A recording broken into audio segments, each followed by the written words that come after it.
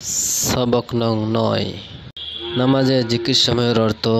গত দিনের পড়া আউযু আমি আপনার পানা চাই, বিল্লাহি আল্লাহর সাহায্য। নতুন পড়া মিনাশ শাইতানি শয়তান হতে। ২. নামাজের সুন্নাত। গত দিনের পড়া হাত বাঁধার সময় ডাইন হাতের তালু বাম হাতের পিঠের উপর রাখা, বৃদ্ধা আঙ্গুলি ও কনিষ্ঠ আঙ্গুলি দ্বারা বৃত্ত বানিয়ে বাম হাতের কবজি ধরা।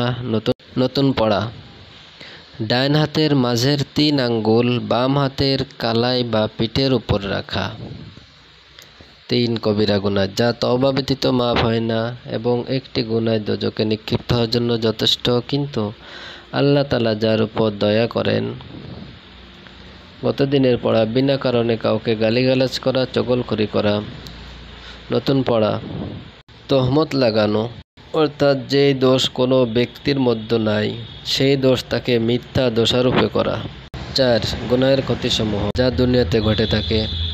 গত দিনের পড়া দিল ও দিমাগ দুর্বলতা সৃষ্টি হয়, যে কারণে নেক কাজ করা হতে বঞ্চিত হয়। নতুন পড়া নেক কাজের তৌফিক হতে বঞ্চিত হয়ে যায়, হায়াতে বরকত কমে যায়, জিন্দেগি সংকীর্ণ হয়ে পড়ে। ৫. নেক কাজের ফায়দা, যা দুনিয়াতে পাওয়া যায়। গত দিনের পড়া আল্লাহ তাআলা মুমিন সালেহ ব্যক্তিদের উপর হতে সর্বপ্রকার বিপদ আপদ বালা মুসিবত দূর করে দেন। মালের ক্ষতি হলেও তার ক্ষতিপূরণ উত্তম বিনিময় দ্বারা পাওয়া যায়। নতুন পড়া নেক কাজে মাল খরচ করলে মাল বৃদ্ধি পায়।